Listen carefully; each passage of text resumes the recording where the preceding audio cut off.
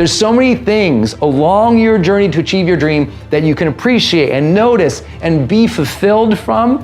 You have to put the meaning into your work if you're gonna be world class, and not hope for the meaning to come out of every activity and task. Sometimes until you quit what is wrong in your life, a white space does not open for what is right in your life to enter. Need motivation? Watch the top 10 of Believe Nation, because I love it. Top 10, I got a top 10. Got my motivation high for my top 10. Gotta learn from the wise women and men. All my life, like na na na na. For my top 10, top 10, top 10, na na na na. This one's for my top 10. Hey, it's Evan Carmichael, and I make these videos because you are probably the most ambitious person in your circle, but you know you're capable of more. And you get that push by surrounding yourself with the best. So today, let's learn from one of the best, Brendon Burchard, and my take on his top 10 rules of success. Enjoy. Okay, let's kick it off with rule number 1, honor the struggle. You have to teach your mind to honor the struggle. You have to teach your mind. Every day you're getting discouraged. And instead of saying, well, I guess I'll quit, I suck, this is no good, it's never gonna happen, you have to take control of the self-talk and honor the struggle. Like literally tell your mind how to deal with the process. Tell your mind, no. This process, this hardship, this struggle, it's part of conditioning me to be ready for the dream, to succeed. This part of the struggle that I hate right now, it's developing character, it's making me force it, it's helping me challenge, it's making me grow. In other words, anticipate the fire, anticipate the difficulty, anticipate that it's gonna suck, anticipate the days that you just don't like it. You know, I'm a high performance coach, so I'm blessed to work with some of the most literally extraordinary people in the world. And some of my favorite clients in the past have been working with the US military. And it's like, if you ever heard like that Green Beret conversation where they use this phrase, embrace the suck, right? Army Special Forces will say like, embrace the suck. Like, yeah, this sucks, but it makes us awesome. Like, let's dig in, let's get better, let's skill up, let's use this to build our character, our strengths, our skills, our ability to win in the future. So all the things that suck right now, you're like, oh my God, I can't figure this out. It's gonna make you better. And I don't mean this just philosophically. Let me give you an example. At the very beginning of my writing career, I went completely broke. I mean, totally broke, totally bankrupt, like literally nothing, wiped out, clean, because I didn't know how to do it. I didn't know how to write a book. I didn't know how to make money. I didn't know how to promote it. Just completely wiped out, 100%. And I mean, to the point where it's like, I couldn't even have credit cards, so they'd gone into bankruptcy, so they took the credit cards. I had no credit, nothing. I had a debit card and no money on it, And it was like the worst time. And I remember I'm going through this and I'm like, and I want to be like a personal development guy. I want to be a life coach. I want to be a high performance coach one day. I want to inspire people and I can't afford a burrito. I was like, it was miserable. But I was like, no, this is going to teach you to be frugal. This is going to teach you to manage cash. This is gonna teach you to be resourceful. When everybody else has fancy stuff, you're gonna outperform them with stuff that isn't as great. I'm gonna learn to be a resourceful human and prioritize being innovative and creative versus just having all this stuff. So I didn't have the fancy cameras. I borrowed a 3-legged table from my mom from the sewing room, and I would just like type on that. I borrowed a laptop from somebody to write my book. I was just like, pinching every penny and dime to afford rent. And then when I couldn't afford rent, I had to move in with my girlfriend and I had to ask friends for help and support. And it was so humbling. And notice I said humbling. I didn't say embarrassing. I didn't say shameful. I didn't say sad. I didn't say discouraged. It was humbling. It was like, you know what? People who get success, they earn that. Right now, I'm earning it. I'm putting in the miles. I'm dealing with the hardship. I'm going to honor this struggle as part of the process.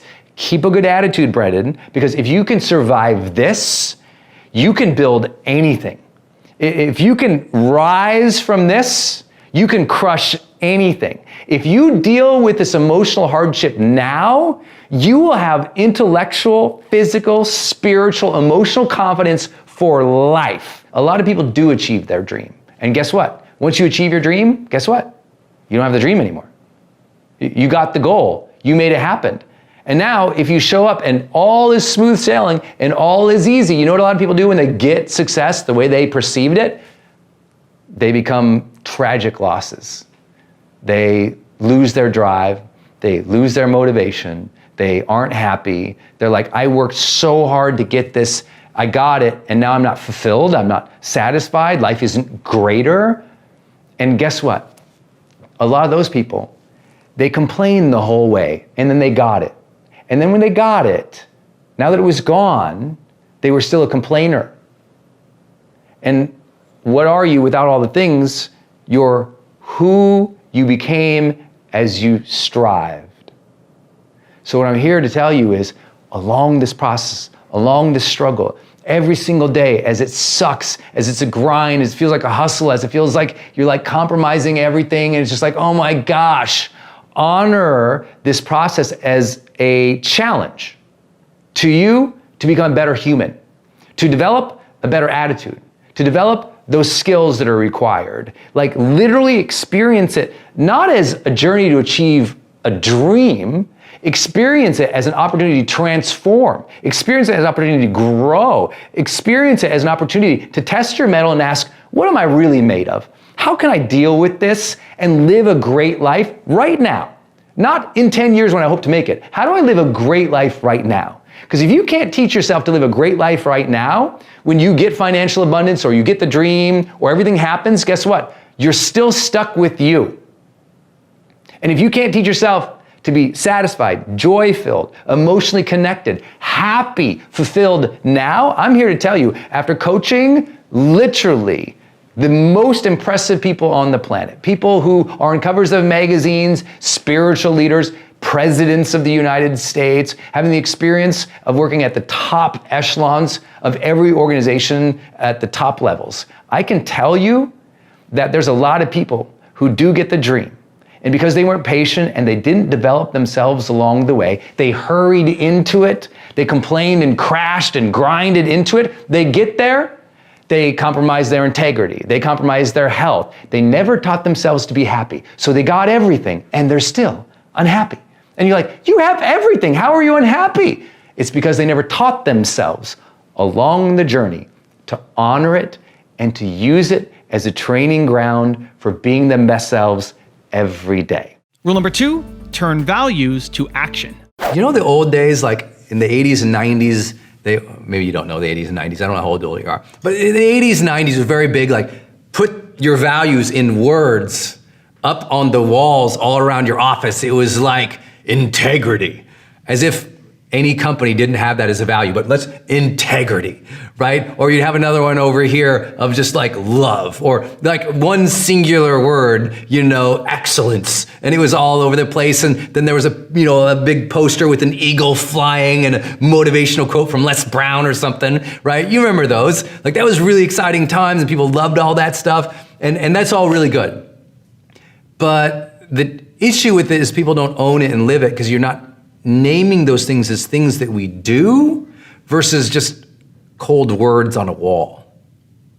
And so you have to take all of your values and say, what do we do here that makes us unique or good? And so like if you have values in your mind that you want all your people to have, write all those values down as a list, but then write them in a way that really defines what those values are as things that you do.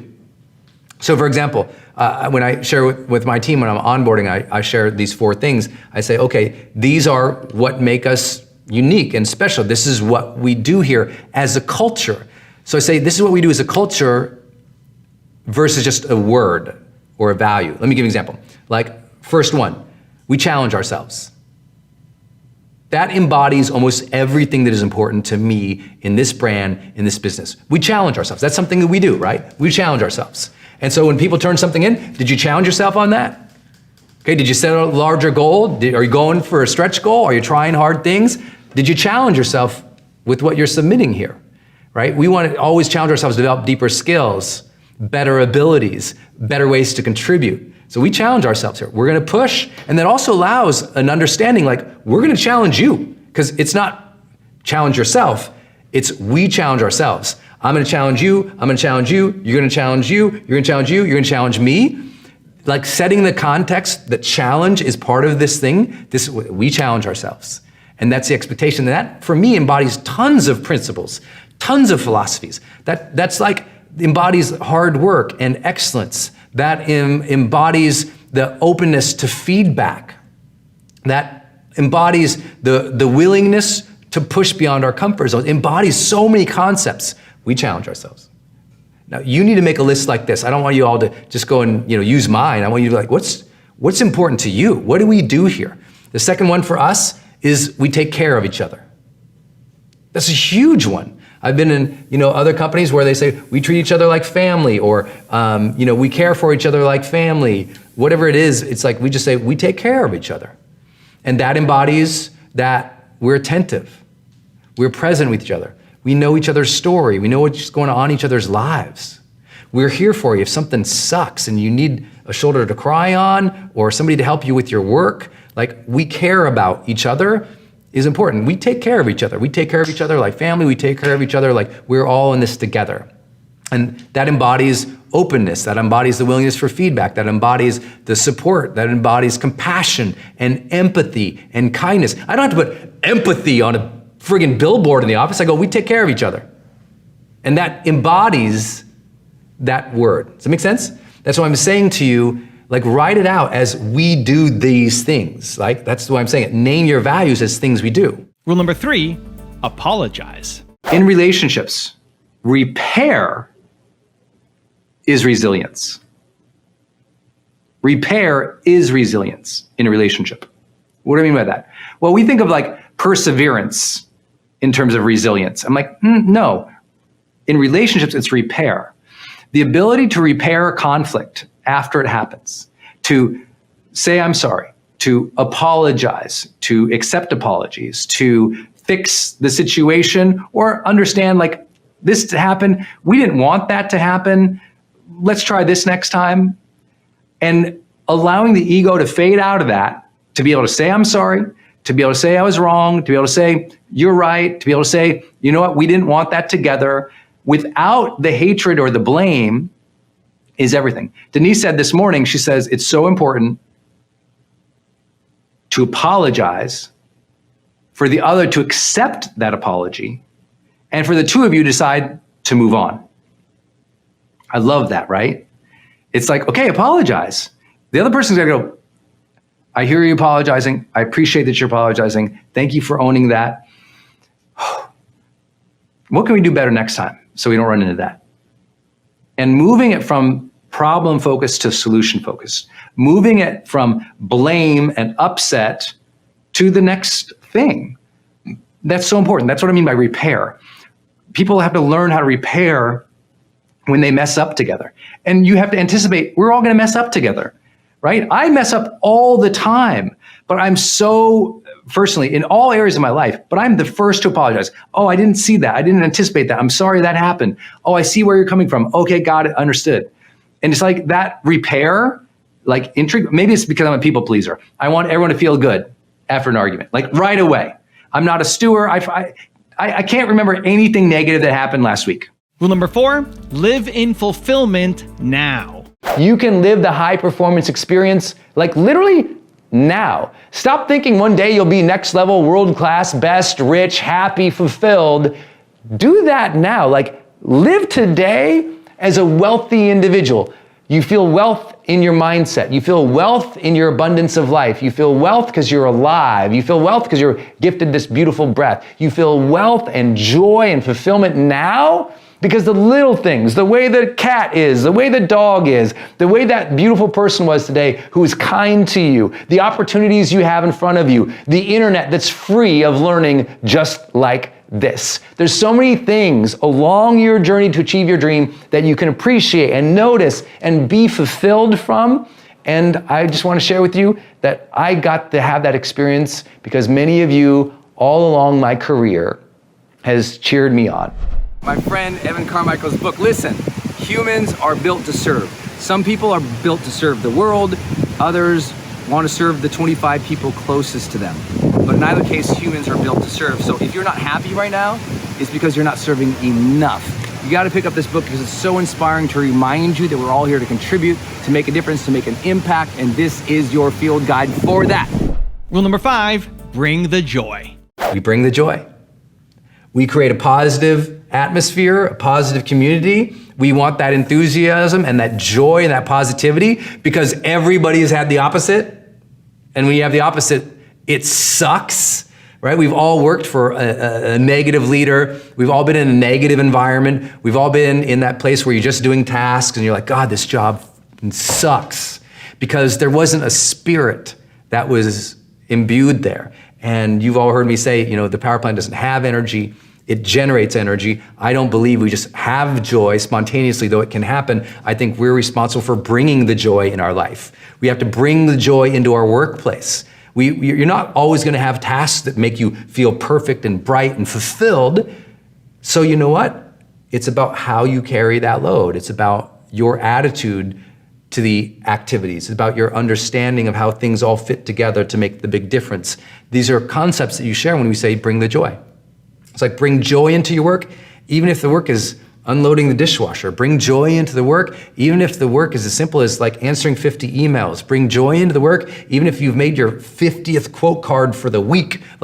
It's like you have to put the meaning into your work if you're going to be world class and not hope for the meaning to come out of every activity and task, right? It's so important. It's like Muhammad Ali said, he hated every single workout at some point. He hated them, but he knew he had to do them to be excellent, right? It's easy not to, enjoy everything that you do, so you have to bring the joy to that thing. Rule number 6, delegate or remove activity.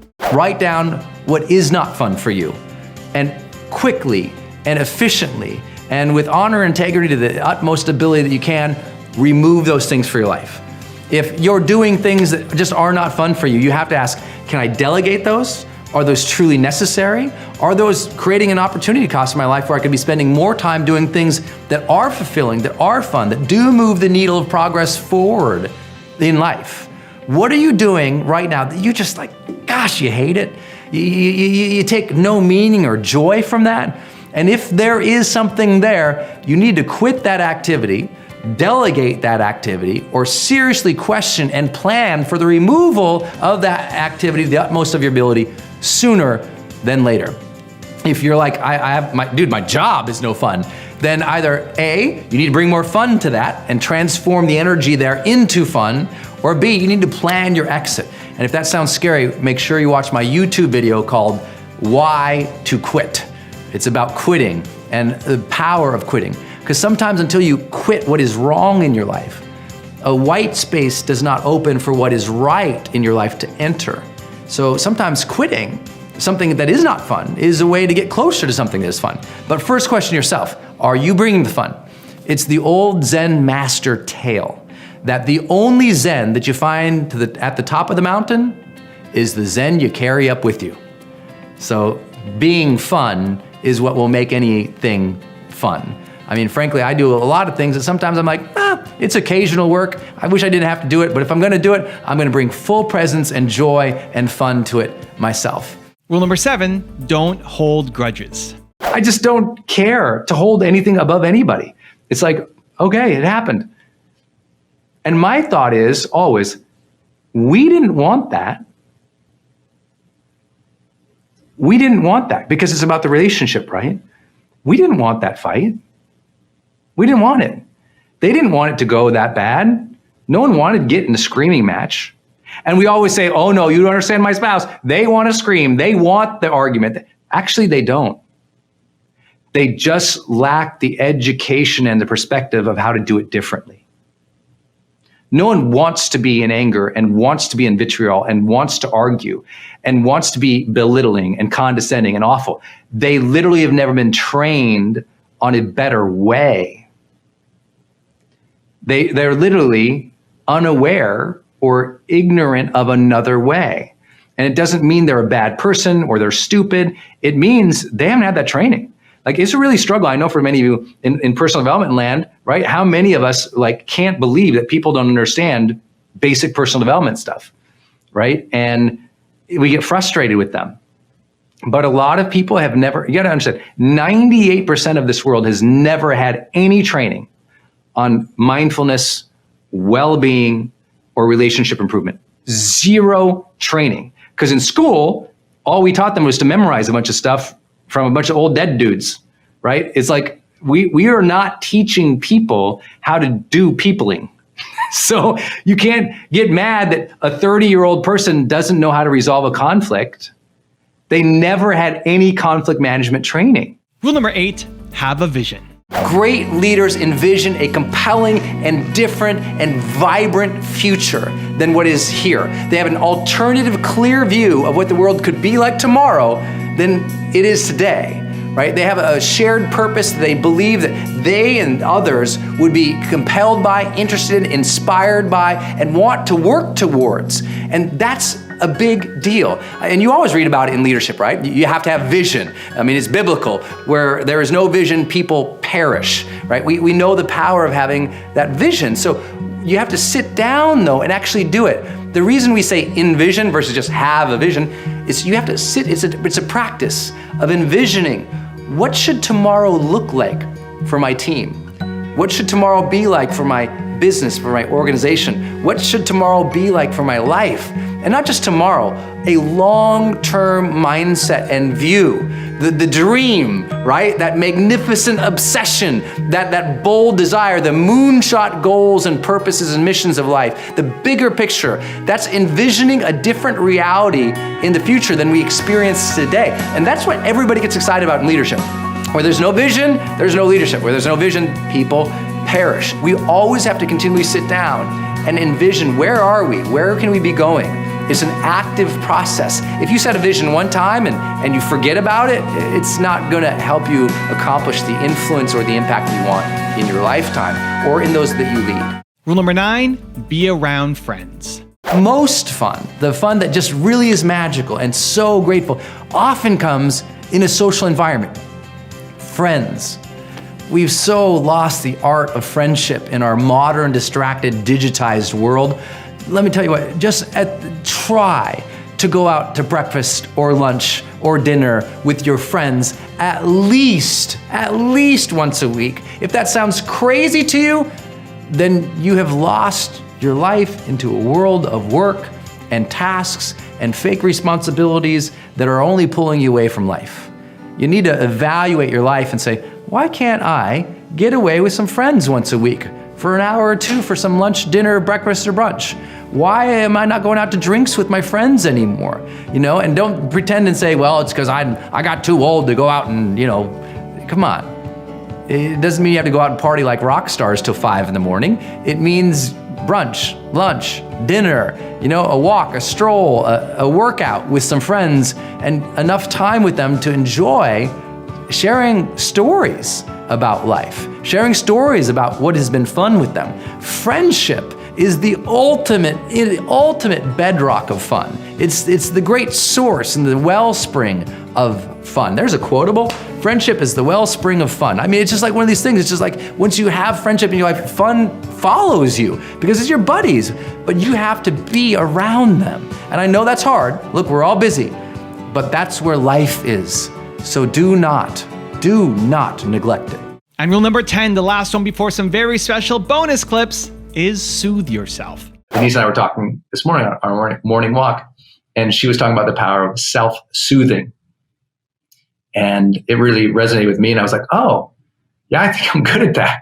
How many days I feel super frustrated or angry or hurt or slow. I can't count them as days, but those moments are there. And I got to calm myself down. So again, coming back to the release meditation technique, or coming back to tapping, or self-soothing. If you guys were with me the other day, I taught this simple thing. If you breathe in, you breathe out, you breathe in, you breathe out, And all you're doing is you're putting pressure on the back of your head, near your cerebellum. You're pulling with pressure down over the neck and onto the chest.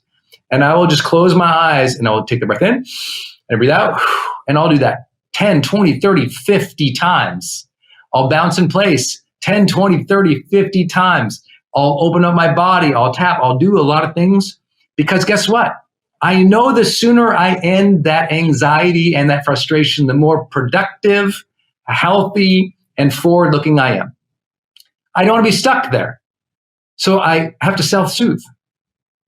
Remember, if you aren't doing self-soothing on an active basis, you are not even close to your real emotional powers. What most people do is they just go through the world reacting, go through the world feeling what their biases feel, going through the world upset, angry, emotional roller coaster 24/7 as if they don't have complete and utter ability to change that and to feel better over the long term. It's not easy, but if you're above the age of 20 years old, if you're above the age of 18 years old, I hope you spend a lot of time trying to learn to master your emotions. A lot of time trying to self-soothe when you get angry or upset or frustrated. If you're dealing with stress the same way today as you did 3 years ago, welcome to Growth Day. God bless you. Thank you for being here.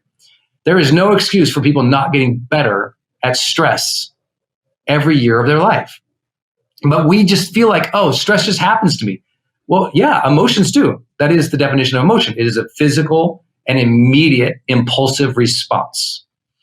But an emotion is not a feeling. A feeling is an ongoing series of emotions that we hold on to. That becomes now, as we hold on to that feeling and those thoughts, that becomes a mood. That mood becomes a habitual pattern, which establishes our overall affect, our attitude, and ultimately our personality. And so if those moments of stress and anxiety happen and you're not doing something to self-soothe, whether it's like, go take a bath, go for a walk, go to the gym, take a breath, lay on the floor, go make your wellness shake. Like whatever you got to do, self-soothing is actually the ultimate competitive advantage. When you're at work and two people in a meeting and they're frustrated, one person loses their stuff because they haven't trained themselves, and the other person can stay cool hand Luke and steady, the peaceful warrior. I'll put my money on that peaceful warrior every day of the week, right? When you see great executives, great leaders, their ability to be even keeled, even when it's hard, is so impressive. If you haven't read the autobiographies, the speeches and the writings of a Nelson Mandela or a Martin Luther King Jr., I plead for you to read those things. Even volatile people like great leaders like a Winston Churchill, as an example, who would find a way to calm down. Yes, sometimes I know alcohol was there, but also the ability to change mindset, to look at it in a different angle or perspective. Their ability to shift their mind from stress and anxiety into flow or into peaceful action inspired me so much. I thought, okay, I got to learn how to do that. Okay, if I want to be resilient, I got to learn to calm myself down. If I want to, be stronger as a leader, I got to calm myself down. Now I've got a really special bonus clip that I think you're going to enjoy. But before that, it's time for the question of the day. I want to know, what was your single biggest takeaway from this video and your plan of action for the next week? The science says that when you just watch a video, you get motivated, you get inspired, you have a 35% chance of following through on your goals. 35%! That's not enough. That's not enough just to get motivated. Believe Nation, we're here. You're here. Today matters. You're an action taker. When you commit to a plan of action of when and how you're going to follow through, when you write it down, you have a 91% chance of following through. And when you commit publicly to somebody else, it jumps to 95% chance. From 30-something% to 95% chance of you following through. Believe Nation, we need to make this happen. So question of the day, your single biggest takeaway from this video and your plan of action specific for the next week.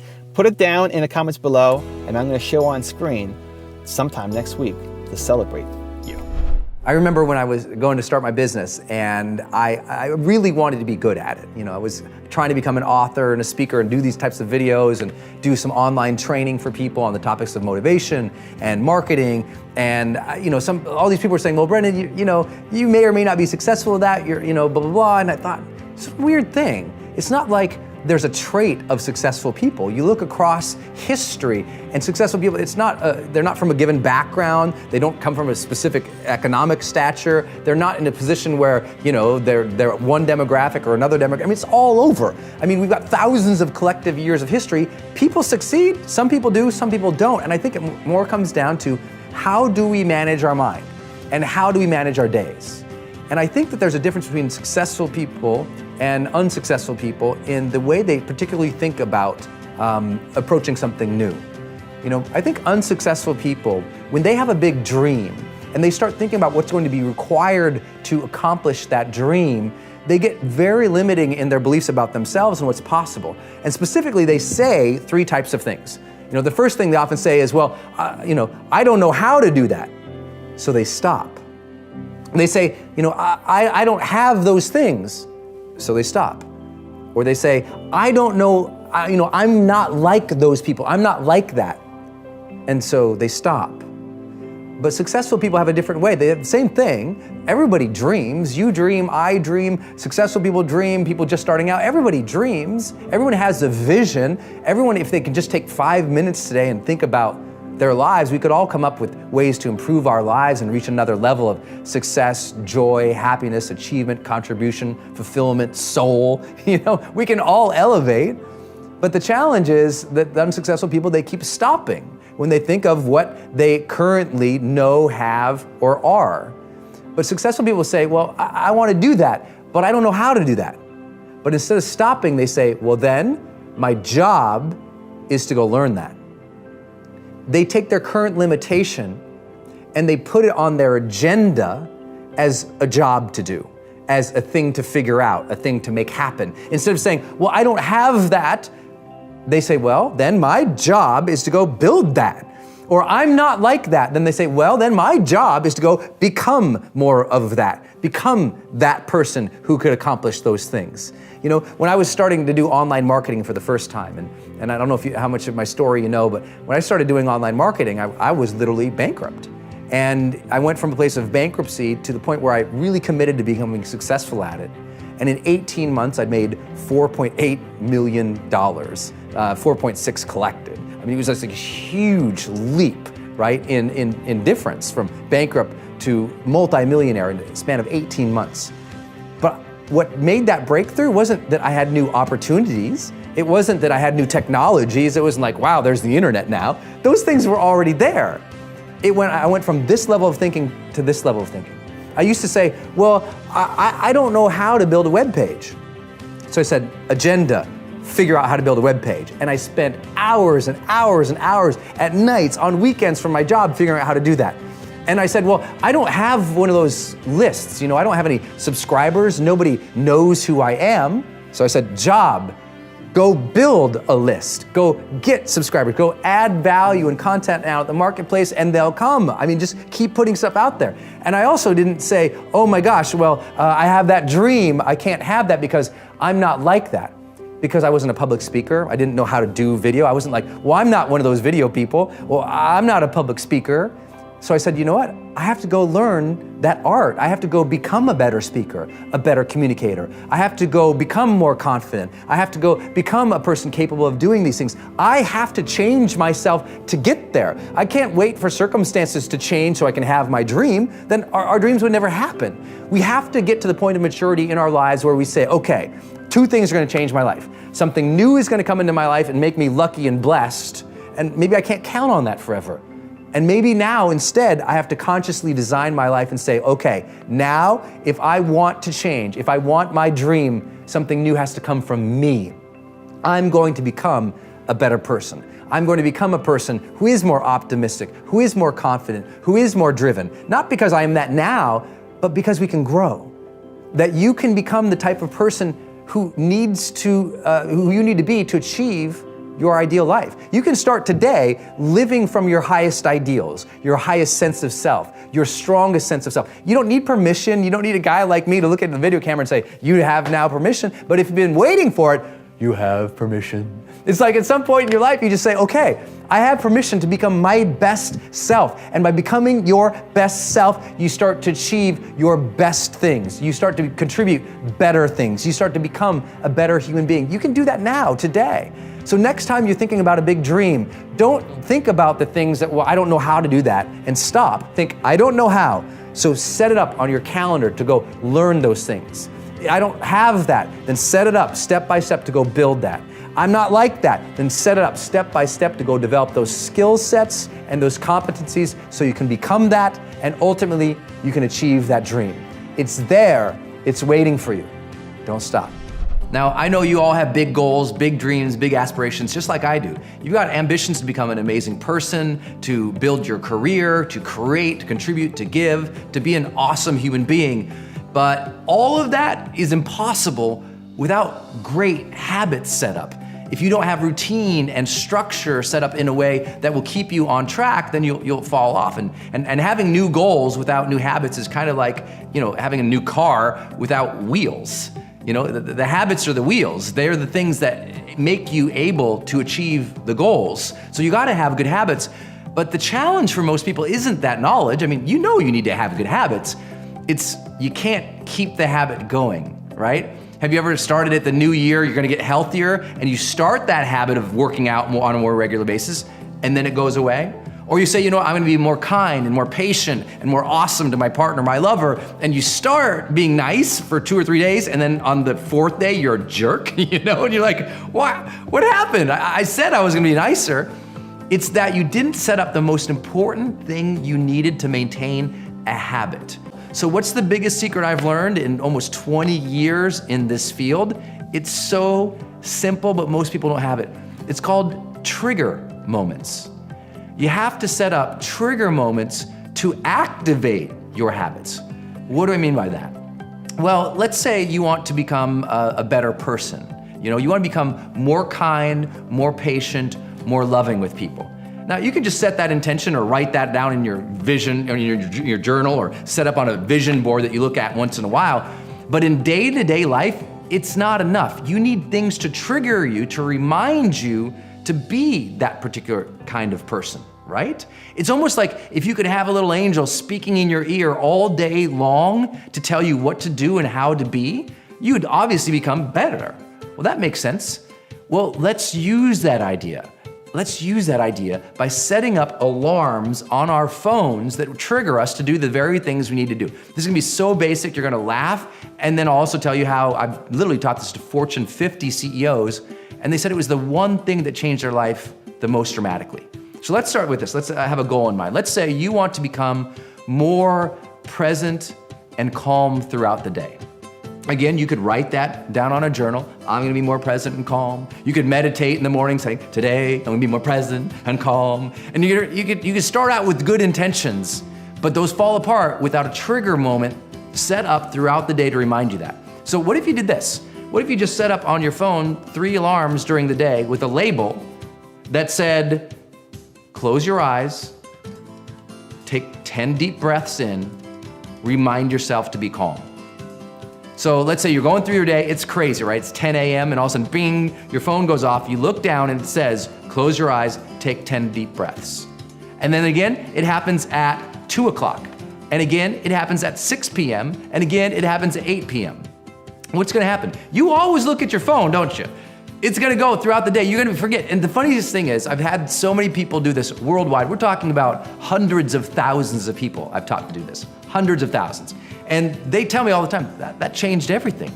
And you'll think, once you set it up, that the next day, you'll forget about it. No, that alarm will go off. You forgot you set the dang alarm. There it goes off in your face, and you're like, all right, I'm trying to be calmer and more present. Close my eyes, take 10 deep breaths, reground myself, here we go.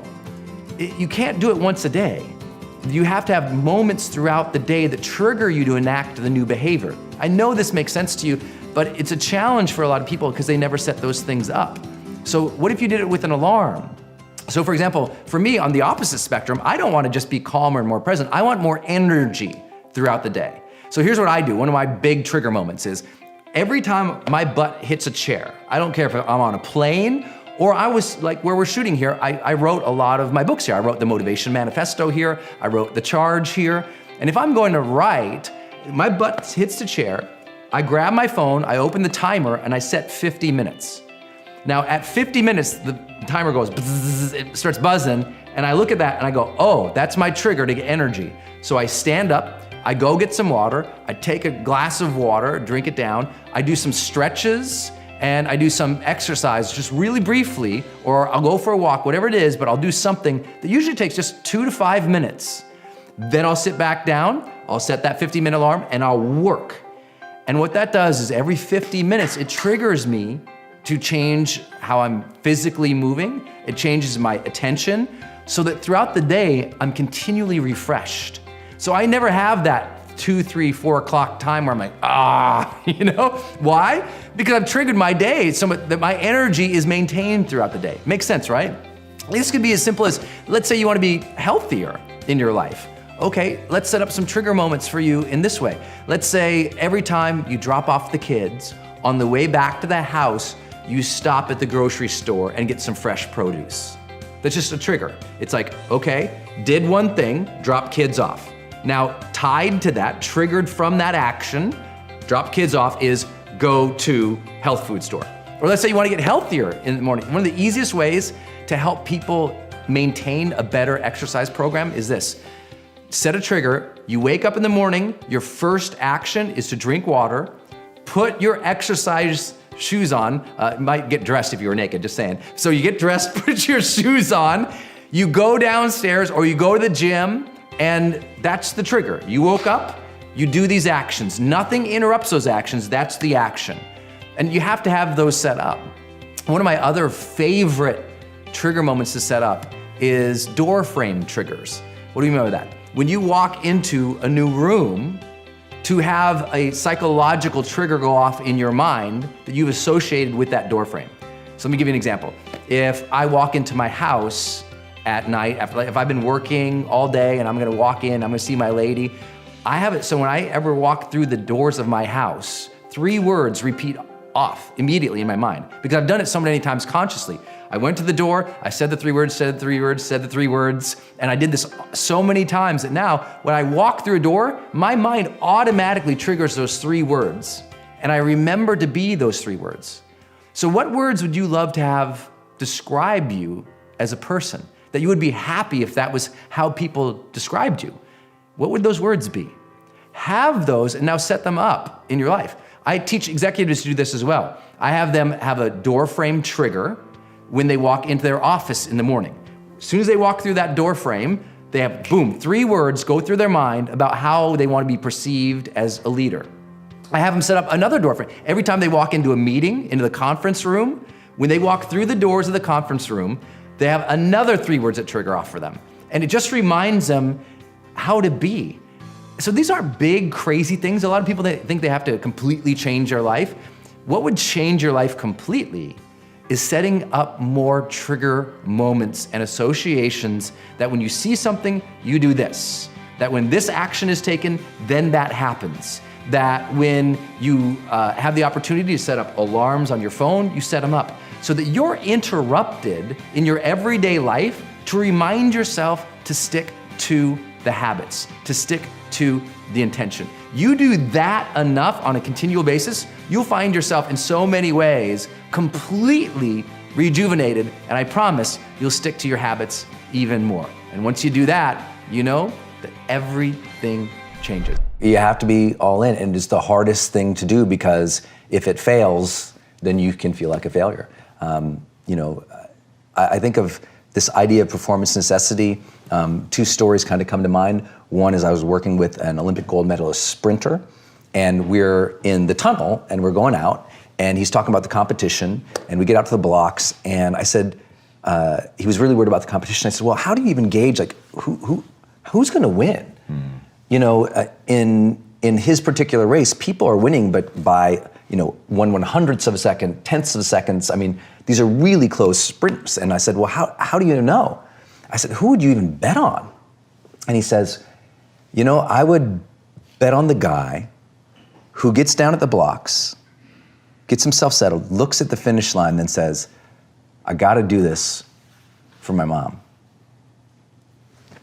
And I was like, ooh, that's good. His performance necessity in that is, it's necessary for him to win that race for his mom. I think of, you know, when I started my career and I really decided to go all in with writing and online training. This is like 2006. I'd gone broke, completely bankrupt, and failed. I left my corporate job. I had this cushy kind of corporate job as a consultant. Good job. Left it to write. And I didn't know how to make it as a writer. I wanted to do seminars and workshops, didn't know how to do that. So I was pretty much a hot mess, ran out of money. I got nothing to my name, nothing, kind of no positive prospects. No one's calling me except the guys who want the money. And one night I'm writing and the apartment was so small, on the bed I had all, you know, my bills, my vision boards, all my research, all my journals. Like the bed was basically the desk, the extended desk. And my lady comes in, Denise, and she walks past me, but she sees I'm like trying to write. So she doesn't want to disturb me. She crawls under the covers of the bed. And I'm just typing, kind of casually typing away. And I look over and I see my woman sleeping under my bills. Wow. And it was just like, you know, because none of us want to see our, you know, our family suffer because we are not performing. Sure. And I was just like, I gotta figure this out. And I'm telling you, I wrote more that night than any night in my entire life. Next day I wrote more than ever. That birthed Life's Golden Ticket, which became a bestseller. And in, you know, 18 months later, because I was like, I'm gonna figure out this online thing, I'm gonna figure out marketing, I'm gonna figure out how to teach, I'm gonna figure out how to train and get paid for it, because I'd never really been paid for those things. I said, I'm gonna figure out this industry and I'm gonna make it. 18 months later, after her crawling under the bills, I made $4.6 million Jesus. online. Total transformation. People are like, how did you do it? I'm like, she was my necessity. I was not going to let my woman be in that situation. And she believed in me, she supported me, she married me. And, you know, but she was my drive. And the second part was I went all in with my identity. I said, I am going to be a great writer, and I am going to be one of the greatest online trainers there ever was. You know, as you said in the intro now, we've graduated over 2 million people have taken our online courses and video series now. I don't think it would have happened if I hadn't had the guts and maybe no other choice to say, this is who I'm going to be, and I'm going to build into that. And it is necessary for me to become that person, so let's go. You know, the first way you should not compare yourself to others is in terms of, especially today, their fans, their fame, their followership, right? Their audience. Never do that. In my industry, that's very, very popular to do, and it's ruined a lot of people's lives who don't ever rise up to serve because they think they're not popular enough. You know, it's like you write your first book and you don't have as many sales as other people, and you think, oh, well, I don't have the audience. Or you go to someone's fan page and you see, oh my gosh, look at their followership. Look at how many Instagram followers they have, how many Twitter followers they have. And because you see them so big, you think, oh, I could never be that, so you don't even begin. And a lot of people do that. They say, well, I'm not that big, so they never start. But as I always say, you know what, no matter how small you start something that matters. Begin it. If I began my career looking at my heroes, looking at a Wayne Dyer or a Tony Robbins or a Marianne Williamson, a Deepak Chopra, a Jim Rohn back in the day, or looking at people like Og Mandino's who'd sold millions of books, or even the famous books that you saw, millions and millions and millions of copies, if I gauged myself to that and thought that was the expectation, I would never begin. So you can't expect to start out with tons of people. Some people say to me all the time, well, Brendon, it's so easy for you because you got millions of people on your email list and you have millions of people on Facebook and tens of millions on YouTube. I say, it doesn't make it any harder for me. I still show up and shoot this video.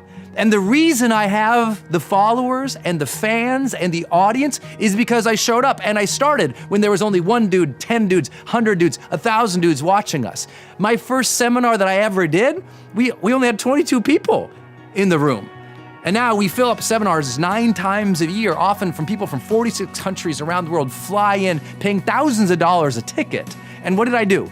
I started with 22 people in a room, and most of those people didn't even pay. And every time the guy walked in with water, I counted him as one of those 22. You know, like I had no followership. It's never about how big you start. It's that you start, and you get big by staying at it. Because what people do is they put out the first video, they write the first book, they try the first thing online, and nobody follows, nobody watches, and they quit. They get disappointed. And where there's disappointment, there was too high of an expectation on achievement versus learning, versus process, versus beginning. What you want to do is never be disappointed. And the way that you're never disappointed is that you understand every single step counts, every single step is learning, every single step gets you going. But if you have the aspiration or the attention that's only focused on their followership and meeting that, you'll never begin. Don't compare your followership to anybody else's. Instead, just compare your work ethic. Be there, show up, work, get it done. The second thing I don't want you to compare yourself to is other people's achievements. That means their wealth, their sales number, their big house, their big car, their whatever else, you know, their fancy clothes, their whatever they got. Don't look at other people's achievements and what they have. Because if you do that, it's also, you think, well, I'm not famous enough, and then you think, well, I'm not lucky enough, blessed enough, rich enough, whatever your excuse becomes. You gotta be very, very, very careful of that. And I know you know that, but lately, have you been looking at other people's stuff and feeling demoralized because of that? Well, they had a silver spoon in their mouth, or they're so lucky. Those types of things stop us from even trying because we feel like the game is unfair. Well, it's not. Most wealthy people, especially all the billionaires I've met, and I've been blessed to meet lots of them and coach a few of them. The mega stars that I get to work with, the Olympians I get to work with, the highest achieving people in the world, it's not luck, and most of them didn't have unbelievable lucky family connections. What they did is they hustled, they worked, they built it. And even if they started a little more abundant than other people, they outlasted their peers who also started out abundant because they gave, they worked, they struggled through, and we gotta keep going. The third thing, don't compare yourself ever in terms of looks, appearances, beauty. You know, I know if you're somebody who opens up those fashion magazines or those celebrity gossip magazines, you're always looking, oh, she's cuter than me, oh, he's better looking. And then again, you have the excuse. Soon as you compare yourself to other people, you have the excuse to never begin. You have the reason to be demoralized. I mean, if I looked across YouTube when I started doing my episodes or my videos or iTunes or podcasts, you know, I would have never begun because you got all these people out there, they're amazing. They look so good, they sound so good, and I sucked. I couldn't talk like this before. Now, as you know, all of our videos and every episode I've ever done has been unscripted. No notes, I got nothing. I'm looking right at you, there's nothing in front of me, I just go. And they're all in one single take. Majority of them, I think 99%, are one take. And that came from practice, where for years and years and years, I tried to be able to just speak extemporaneously without using notes, without using a script. I taught myself to do this. And if I'd compared myself to other people who were so polished and looking good and every word was precise, I would have never gotten to where we're at today with literally hundreds of millions of views and from our posts to our videos. It came because I didn't worry about the polish of looking like everybody else. I was just doing my thing. So what should you compare? Why should you be comparing yourself to others? For growth reasons, learning reasons. I mean, the first reason you should always compare yourself to others is for creativity. To get ideas, not to steal and not to compare, but rather to go, oh, how would I do that? In comparing yourself to others, it brings in self-awareness to say, oh, look, this is how I'm distinct. This is how I'm different. This is how I could approach this in a different way. if I didn't research the market, I would never know how I could be different. If I didn't know how I could be different, I could never have a business. You cannot build a business or have a real career or make any major contribution without understanding how you're distinct. Steve Jobs knew that when he built the phone, it was different. And that, thinking differently, is what made him an icon. It's the same for everything that we do. Compare so you know what is out there, so you know how you could bring a new creative edge to it. Second reason to compare is to compare for vision. Because as you get self-awareness and you understand how you're distinct, sometimes you see someone doing something amazing and you're like, wow, I got a bigger vision for myself. When I started seeing people posting videos, back in 2007, I got a bigger vision for myself. 2007, I saw people posting longer videos online. I thought, wow, I never saw myself doing video, but look at how I'm watching these and I'm relating with these. I got to do some video.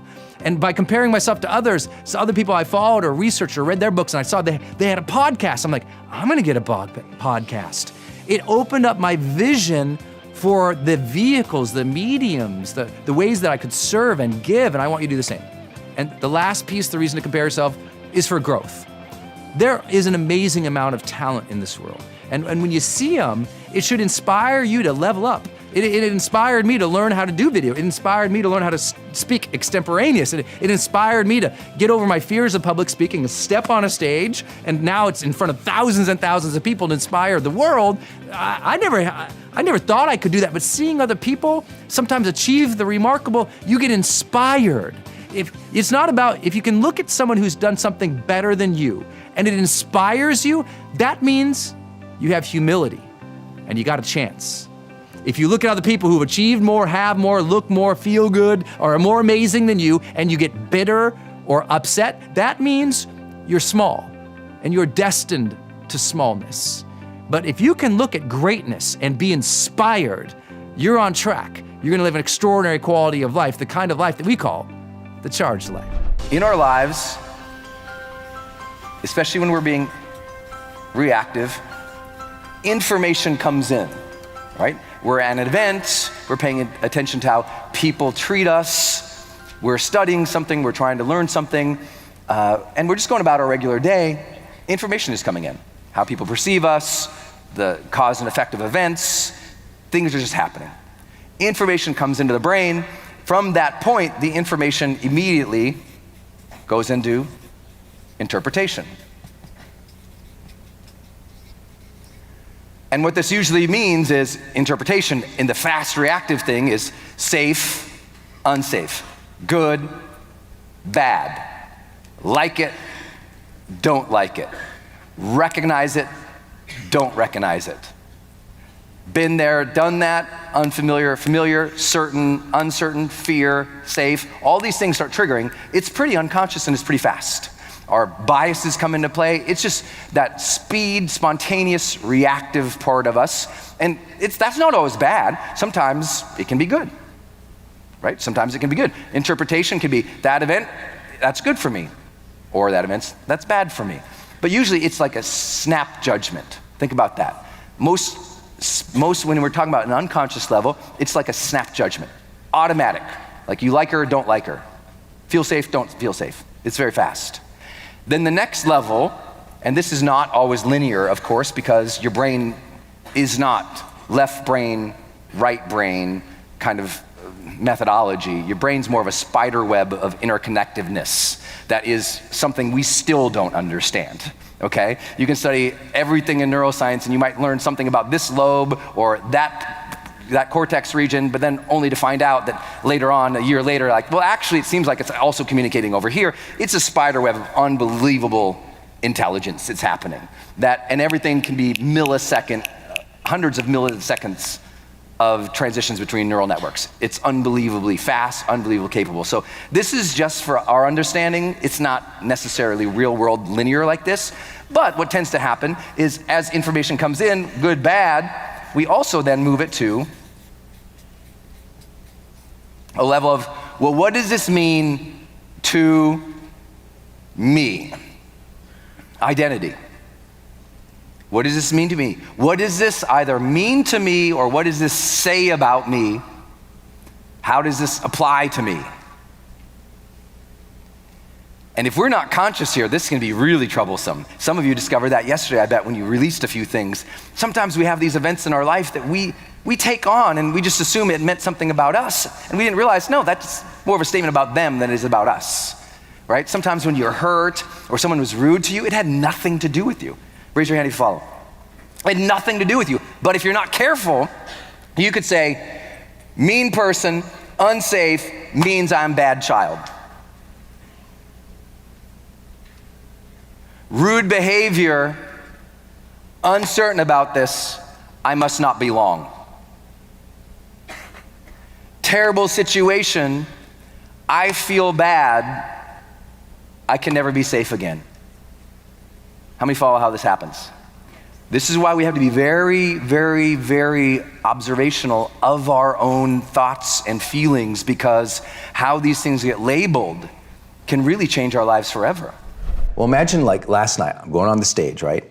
If my identity says I am a public speaker and it is important for me to be excellent at this, and then I go on stage and I bomb, what does that say about me as a person? So we've got about 50 years of work in psychology, the field of psychology, saying do not tie your efforts to your identity, because that risk of disappointment or rejection, if the task fails, you shouldn't take that as a defining moment in which you say, I am a failure, right? So that's the risk, and that's what psychologists tell us to be wary of. Except, it turns out that high performers flip that on its face and go, well, actually, no, I do get bothered if it fails. I really get upset about it. I am attached to the process here. I do care if it turns out well. I mean, that's why they obsess about the details. That's why they care about excellence. It's like, no one obsesses about the details or cares about excellence unless it means something to them.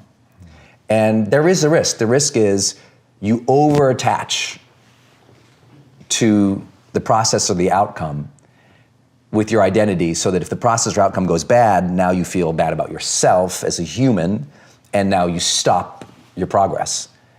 But I also tell people, there's a balance there. I actually wish more people would attach some identity to what they're doing.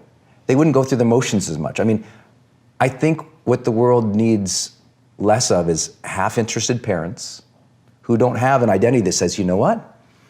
I'm gonna be an excellent parent.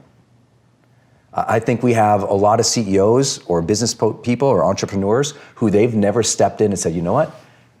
I'm a CEO.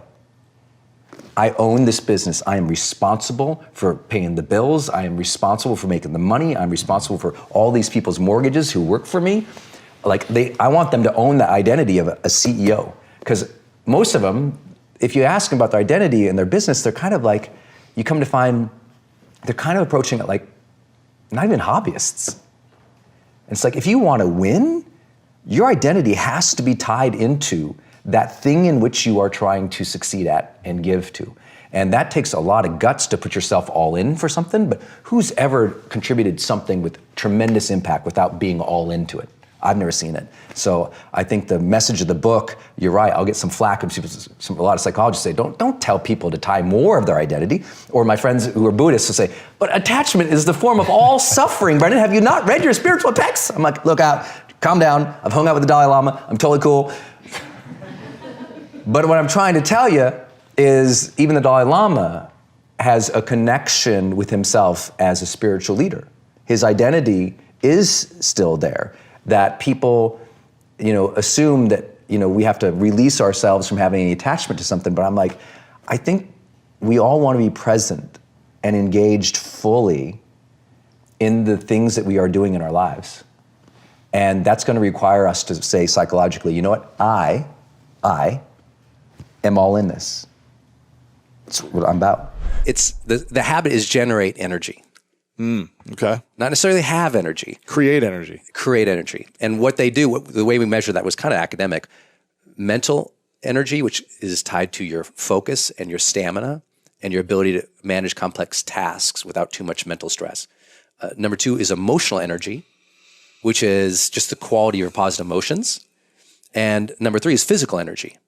High performers are 40% more likely to work out 5 times per week than the rest of their peers.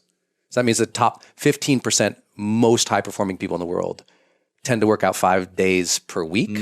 And that workout could be defined as, 45-minute brisk walk or, HIIT intensity or whatever it is, but 40% more likely. That's a huge finding. And what we found is high performers just have better well-being and happiness and physical conditioning than everybody else. One stunning finding was CEOs, senior executives, and business owners, they report expending as much energy as athletes who are competitive now. I can imagine. Yeah. Yeah. I was surprised by that. I would have thought, athletes would be 10% more. I mean, the emotional and mental energy Yeah. they have to, the decision making, the conversations, the big deals, the stakeness. Yeah. It's a lot of energy. It's a lot. And that's why, if you really want to achieve your dreams, you have to care for your body. Yeah.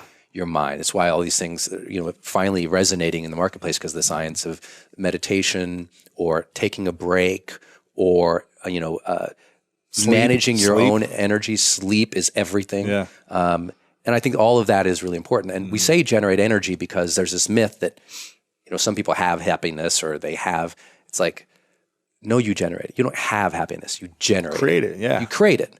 And so the quality of your energy you have to create. Like you and I both, if most of our audience knew our schedules, your schedule the last 5 days, is like, how is Lewis even able to focus right now? And how are you able to get here and do this as well? Yeah, but it's because we say, well, this is our mission. Show up, man. Yeah, there's plenty of times I got to imagine you walked on the field and you were like, I'm spent. Exhausted. I remember when you flew down to compete in South America. I still play with the USA team handball Yeah. team. And a year ago, I flew down to, I remember I did an interview in Miami and then flew out from Miami and then went right into training camp and then played against Brazil, which is Olympic qualifiers and got our asses whooped, but it was fun, But I had to have clarity and energy and show up, even when I was like, oh, we're going to lose. Yeah. There's zero chance. Yeah. It was like the worst team in the NBA playing the Warriors, and we were just like, we had no chance. Yeah. But I had to show up and give my best. And you have to set all these routines. The amount of routines that Tom Brady has in his life so that he can generate energy. It's unbelievable. Stuns most people. It's unbelievable. And that's what it takes if you want to be at that level. If you don't want to be at that level, you don't have to do it. Yeah, you don't have to do it. Everybody can just I'm going to go, hit the Cinnabon, but it's like, it's pretty good. How do you want to feel at 3:00? Yes. If you want to feel amazing at 3:00, don't end lunch with a Cinnabon. One of the major keys we found, the first high-performing habit, is seek clarity. And what we found is one of the practices that high performers do is they define the feeling they're after. And so when we had to explain that and later talk about it in the energy chapter, we had to differentiate between feelings and emotions, and they are different. Emotions tend to be, they're the same. Yeah. They're physical, they're almost always automatic, even though in the brain is creating associations, there's also happen. For us, they just kind of, emotion comes up. yeah, you're watching a movie and you're just sad and you're like, oh my gosh, I'm crying. You didn't even have the tissues ready. You're just like, blah, but the feelings are usually interpretations that we make of what that emotion was and how it sticks and the meaning we give it to it. Yeah. And the example I used to, I like to give, and I don't remember if it's in the book or not, honestly, because here's what's happened. This book is 400 pages. It was 1,481 when I finished. Baby, you edited down. Yes, and it was 1,481 good, complete. Yes. It was awesome. Yes. But I was like, that's going to freak people out. So we're publishing a bunch in academic journals later, and then stripped it down to 400 pages, so it's more readable and fun and orientable. So I can't remember if this one actually made it in there, but the example I like to give is if you and I go to a haunted house. Yeah. Which I love. I love them, and they scare me the crap. But if you and I walk around, you walk around one of the walls in a haunted house, someone jumps out at you. Yeah. You and I are both going to jump. Yes. We are emotionally going to experience fright immediately. It's going to be there, right? But I might be freaked out for the next 5 minutes, and you might be laughing. Why? It's the meaning and the feeling that we've defined it as. That's fine for everybody. Here's the issue that people have, and you have to be careful about when we start talking about energy, because emotional energy is real. Yes. And that is, look, if at 6, we go to the haunted house at 5 p.m. in the afternoon. If at 9 p.m. now you're in your house, you're alone, but you're completely safe, and you still feel scared, that's not the haunted house's problem. That is the way that you are defining and working through your own emotions. You had the emotion of terror and fear, and you're still experiencing that feeling. That's a mental job, not an emotional job. So your job is to go, wow, I'm at my house. I've lived here for 10 years. I've never been threatened in this house. This is a safe place. I got to redefine the feeling I want to experience. And I work with an Olympic sprinter, gold medalist, Olympic sprinter, as a client. And this person's huge breakthrough in getting better and going from literally won Olympics before, not medaling at all, to now gold. I said, what was the thing? Yeah. And one of the things they said to me was, I learned to define the feeling. And I said, what do you mean by that? And he basically said, if there's a bunch of us at the starting blocks and we're all in perfect poise and perfect condition, the one to bet on is the one that says, this is the way I want to feel in this race right now. I know my emotions are going crazy. Like my heart's beating. I can hear everybody. I'm waiting for that shot blast. I can see my goal. I know how important this is. And all these, their emotions are there. Yeah. But that person's defining the feeling going, I'm going to feel centered now. I'm going to get myself in the zone now. Even though the emotion of anxiety is there for all Olympic level competitors, all of them. But they define that emotion as a feeling that helps give them a performance edge. And I think that's important too. Bruce Springsteen says if he's ever backstage and doesn't feel like nerves, he's gonna hang it up. Yeah. But that's anxiety, he's just defining it differently. It's so simple. Like when you get that life is really short and you felt that before, either by you were threatened or you've had someone near and dear die, but when you have that real essence in you that says life is short, have reverence for it, live it, that's a really big thing. I got that at 19, and I learned specifically that if we have a moment of cognition before the end of our life, we tend to ask questions to evaluate if we're happy.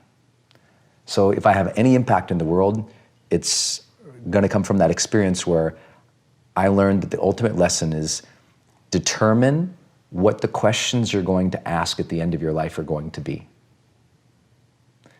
Find out those questions. What will you ask at the end of your life to evaluate your life so that you would know if you were happy with your life? Like, figure out those questions and then live each day intentionally so you're happy with the answers at the end.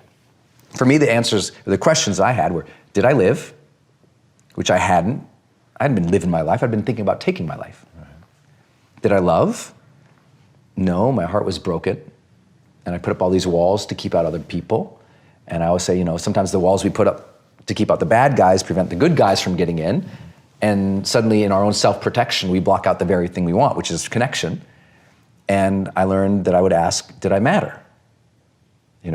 22 years ago, on a dark Caribbean night, I'm standing on the crumpled hood of a car, bleeding out. My friend and I just wrecked a car. He's screaming at the top of his lungs. He's bleeding. We don't know if we're going to live. And I'm standing on the hood of this car, looking down at all this blood, and I'm in terror. And I just remember looking down at the hood and just thinking, did I even matter? And I hated the answer at that time in my life because I was a 19-year-old kid. I didn't know about impact theory. For real. I didn't know to think about that. Young kids sometimes, they don't know to think about that. I didn't know to think about legacy, meaning. Did I matter? I didn't think I did. But the good news is I'm a good learner. And I felt like I got a second chance from God that night. And I learned that it was really important for me to figure out how do I live and how do I love and how do I matter in such a way that if I face my death again, I'll know I've earned the second chance. And so what I want to tell people and the impact I want is I just want people to know your questions, man. Live intentionally and earn the life that you've been given because this moment's a blessing. So earn this moment and live intentionally. Dude, if you're angry all the time, you gotta change how you look at the world. Yes, there's a lot in the news that can piss you off. Yes, there's a lot going on that causes outrage all day long on Twitter or social media somewhere. But if that's your sole focus, no wonder you're upset all the time. Lots of people are angry right now because of the news or something chaotic or terrible or something they don't agree with is happening in the world. But that's not new. There's always chaos, there's always turmoil, there's always bad things happen in the world. But if that's your focus, no wonder you're having that anxiety and that frustration and that anger all the time. You got to change both your focus and how you're reacting to things when you do see it. So first, let's work on your focus. As much as you're angry all the time, are you also noticing the beauty of this world? I mean, the odds that you're even alive and having your breath is something to connect to every single morning. To have reverence for your life in the morning, to wake up. One of my late mentors was Wayne Dyer, an amazing, amazing teacher. And he always talked about how he woke up, he rolled over, he put his feet on the ground and he said, thank you, thank you, thank you. He was grateful for his day and he began that way. And I think so many people right now, they kind of roll up in bed and they grab their friggin' phone and they start going through the news and social media. And what are they queuing? Immediately, I'm queuing stress, chaos, turmoil, clickables. It's like clickbait, clickbait, clickbait, clickbait. No wonder you're frustrated. You're activating your brain immediately right off the beginning of the day in all the turmoil of the world. Put the dang phone down, get up and think about what you're grateful for, about what you want to achieve and give and serve and create that day, about who needs you to be on your A game that day so you can focus on that instead of like this in bed. That will change how you start your day. And then listen, a lot of people who are angry all the time, they're also in outrage all the time because they're focusing on the problem all the time. And they're bemoaning the problem. They're calling out the problem, complaining about the problem, judging, criticizing, getting upset all the time. A ton of people who stay in anger all the time are failing to be solution-based. That's what they're doing, right? They're just anger, problem, outrage, outrage, outrage. But listen, when you become a solution-based person, when you say, okay, I actually want to do something about this problem, and you start taking positive steps to at least address it or to participate, suddenly that anger goes into a new fire, and that fire is called enthusiasm. It is easy to switch anger into enthusiasm when you become solution-based as a mindset. When you say, okay, I don't like this, let me do something. Let me call somebody. Let me take this action. Let me write that letter. Let me send that email. Let me get my friends together. Let's go protest. Let's go get involved. Let's participate. Because participation turns anger often into enthusiasm. And so if you're just stewing on the things you don't like, of course it's going to be a negative energy. But if you start stewing on the things that you can do, you find personal power. You find enthusiasm, you find social contribution, ultimately you find community. Because one reason it's so easy to be angry is when you're alone. You're at home, you're sort of thinking about all the negative things, and you don't have an outlet of other human beings to discuss with, especially solution-oriented people or people with ideas and dreams and ambitions, people who are doing stuff with their life. Because listen, when you're on a path of purpose, you ain't got time for drama. I don't have time for a ton of anger in my life because I'm too busy making positive changes. That's where we want to get you. We want to shift your attention and focus in the morning. We want to start making you more solution-based and get you a community of people around who are ambitious and driven to change and to make positive change happen. When we do that, the anger starts going away. And if you can't get over the anger yourself, then don't be shy about asking for help. A lot of people, they don't have anybody to talk to. So I'm like, get a therapist, man. Get in a group, man. Talk with some people, go to a seminar, get in a new sort of environment. You want to get rid of the anger? Go volunteer. Get around other people who are making positive impacts. That community, that shift changes your life. You don't have to be angry anymore. And the last part about that is letting go.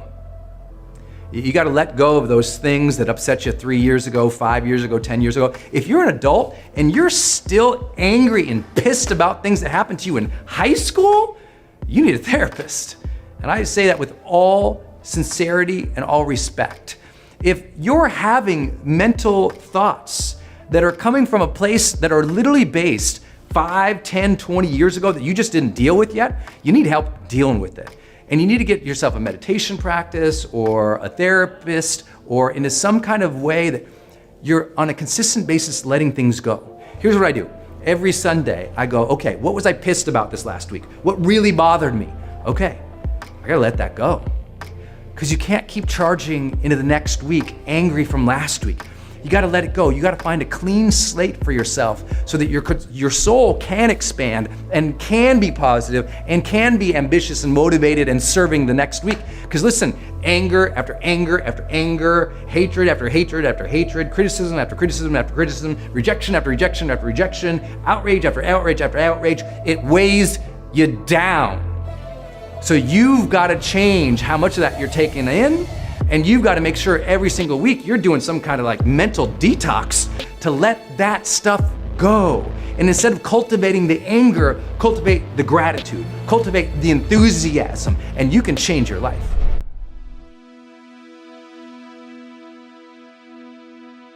If you want 10 more amazing rules from Brendon Burchard, check out the video right there next to me. I think you'll love it. Continue to believe, and I'll see you there. The spark of motivation, which is how I anchor into being motivated each day, is ambition. All motivation begins with the desire or hunger and ambition for more